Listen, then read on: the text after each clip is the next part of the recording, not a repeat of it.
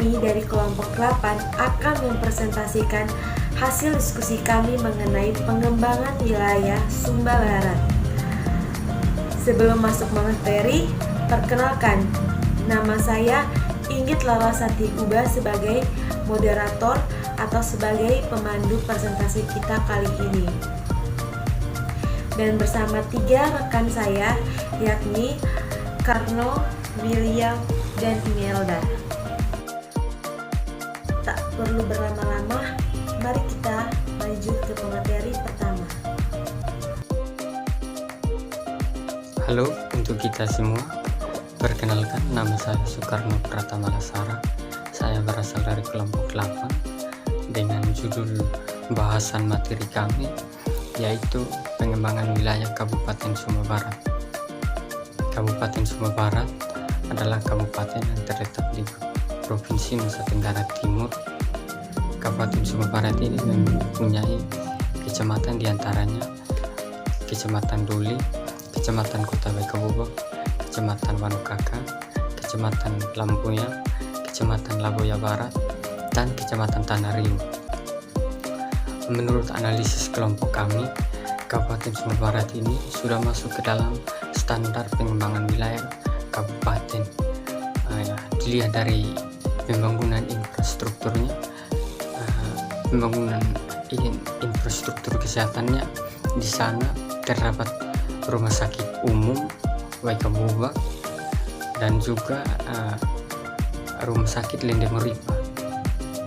Jika dilihat dari fasilitas pendidikannya, fasilitas pendidikan di sana cukup memadai, di mana Kabupaten Sumba Barat mempunyai fasilitas pendidikan sampai ke pelosok-pelosok daerah, mulai dari tingkat PAUD atau TK, sekolah dasar, SMP, dan SMA, sehingga masyarakat di sana sangat jarang sekali putus sekolah. Jika dilihat dari fasilitas pembangunan agamanya, di sana ada juga pembangunan gereja bagi yang beragama Kristen Protestan dan agama Katolik, serta bagi yang beragama Muslim dibangun masjid di sana, serta juga ada bagi saudara kami yang beragama Hindu juga dibangun fasilitas ibadah mereka di sana. Hanya yang menjadi masalah utama bagi Kabupaten Sumba Barat saat ini ialah memiliki tingkat layanan penanganan sampah rumah tangga yang cukup rumit. Pusat pertokoan di kawasan pertokoan mencakup layanan wilayah perkotaan dari sampah yang tertangani ke proses akhir dari 23% sampai menjadi 26% pada tahun 2019. Layanan wilayah pedesaan dari sampah yang tidak tertangani sebesar 265,61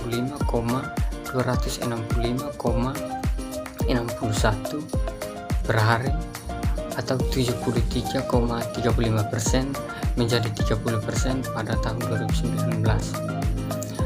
Luas genangan yang ada dan belum tertangani sampai saat ini adalah sebesar 5 hektare. Itu merupakan cakupan wilayah yang cukup besar, tersebar sampai ke kelurahan pada Iweta, Bailiang, Maliti, Kumerda, dan masih ada lagi tempat-tempat lainnya.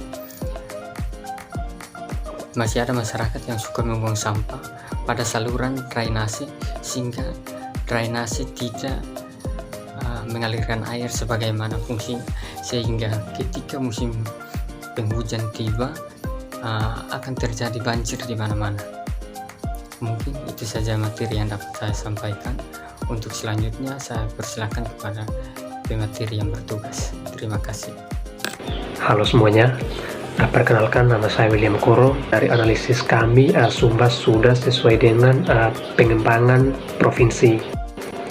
Yang pertama itu di mana sementara tahun 2017 itu wacana Provinsi Sumba sudah diperdengarkan sebagai Ikatan Keluarga Besar Sumba atau IKBS, terutamanya di wilayah Jabodetabek.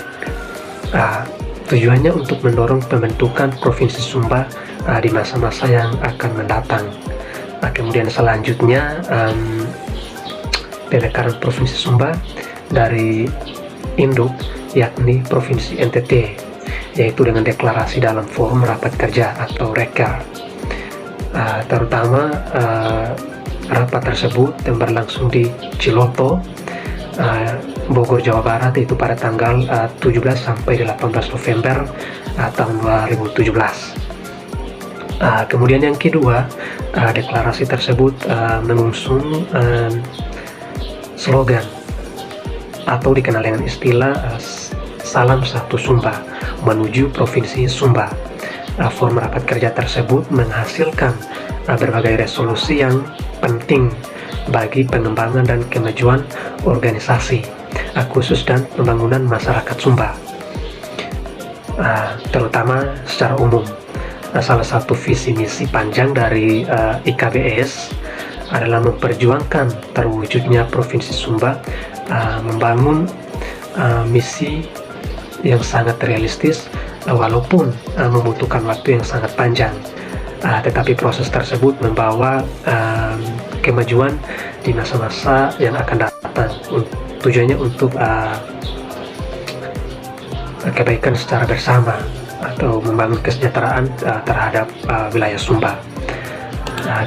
Selanjutnya ada fokus point yang pertama, yaitu sebagai wadah yang mengembangkan dan menghidupkan nilai-nilai kebangsaan mempunyai tanggung jawab besar untuk turut serta memberikan arah dan awasan terkait pembangunan di NTT dalam konteks kerinduan hadirnya Provinsi Flores juga dan Provinsi Sumba sebagai aspirasi yang berkembang di tengah-tengah masyarakat NTT atau Nusa Tenggara Timur.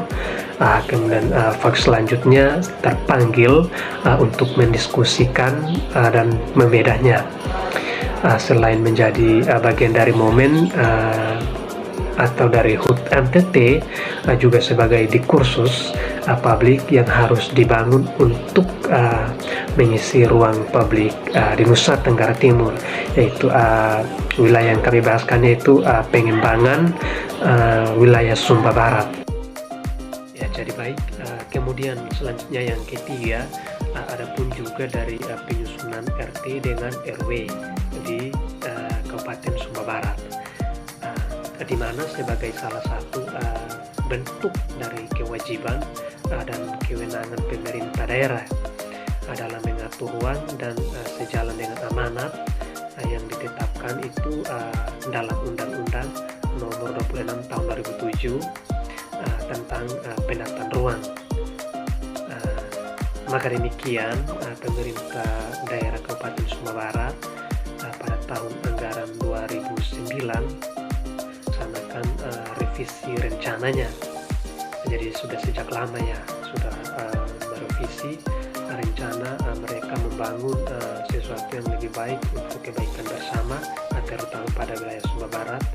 Ya, kemudian selanjutnya tata ruang wilayah Kabupaten Sumba Barat juga difokuskan atau diarahkan untuk merumuskan kembali tujuan yang mereka bahaskan dari tahun-tahun yang sebelumnya.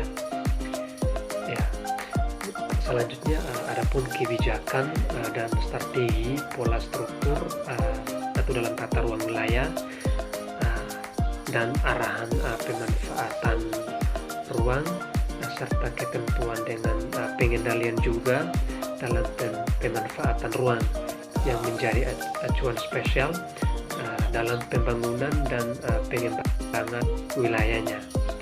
Ya, jadi analisis yang kami simpulkan di sini bahwa pengembangan wilayah Sumba Barat sudah termasuk dalam pembangunan provinsi, di mana kami sudah menjelaskan tadi ada materi-materi yang kami bawakan sebelumnya.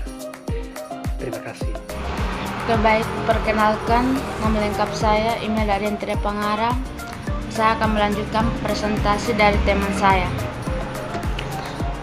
Adapun tujuan kegiatan penyusunan RT RW Kabupaten Sumba Barat adalah mewujudkan ruang wilayah Kabupaten Sumba Barat sebagai sentral komoditas pertanian yang berdaya saing dan didukung oleh agroindustri dan agrowisata.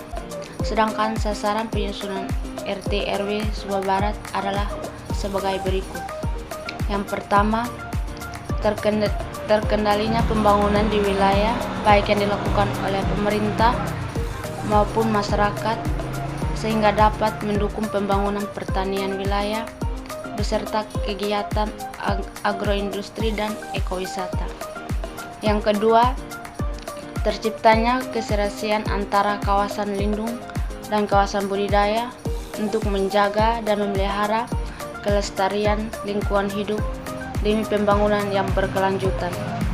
Yang ketiga, terbentuknya pola dan struktur ruang wilayah yang dapat dijadikan acuan spasial dalam pengembangan wilayah Kabupaten Sumba Barat, termasuk di dalam penetapan kawasan strategis potensial dalam kawasan budidaya. Yang keempat, tersusunnya rencana pembangunan dan keterpaduan program pembangunan wilayah yang mendukung pengembangan pertanian wilayah beserta kegiatan agroindustri dan ekowisata. Yang kelima, terkoordinasinya program antara wilayah dan antar sektor pembangunan yang mendukung pembangunan pertanian wilayah beserta kegiatan industri dan perdagangan penunjangan pertanian. Yang keenam, terdorongnya minat investasi masyarakat dan dunia usaha di wilayah kabupaten yang mendukung pengembangan pertanian wilayah beserta agroindustri dan ekowisata. Sedangkan pengembangan fasilitas di Kabupaten Sumba Barat di masa yang akan datang berdasarkan hasil proyeksi yang mengacu pada kaidah standar pelayanan minimum adalah sebagai berikut. Yang pertama, fasilitas pemerintahan berupa pusat pemerintahan di Kecamatan Kota Waikabubak. Yang kedua, fasilitas pendidikan untuk pendidikan TK proyeksi tahun 2028 mencapai 133 unit dengan total lahan 171 meter persegi. Untuk SD berjumlah 291 unit yang kebutuhan luas lahan 2.200 meter persegi. Sedangkan untuk SMP diproyeksikan 94 unit yang kebutuhan ruang sebesar 513.000. Untuk SMK diproyeksikan 94 unit yang kebutuhan ruang 1.100 meter persegi. Yang ketiga, pengembangan sarana kesehatan. Rumah sakit diproyeksikan bertambah 1 unit di Kecamatan Kota, Puskesmas pembantu 12 unit yang kebutuhan ruang 114 meter persegi.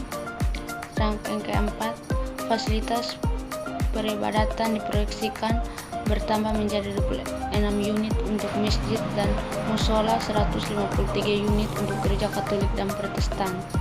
Yang kelima, ruang kawasan budidaya kawasan kehutanan diproyeksikan membutuhkan ruang 7.437 hektar aren pertanian lahan basah dan pertanian lahan kering. Kawasan perkebunan 3.770 hektar aren. Kawasan perikanan 5.870 hektar aren. Sekian hasil presentasi kelompok kami. Jika ada pertanyaan atau sanggahan, bisa langsung di kolom komentar. Terima kasih teman-teman sudah menyaksikan presentasi kita kali ini. Sampai jumpa pada pertemuan berikut. Dadah!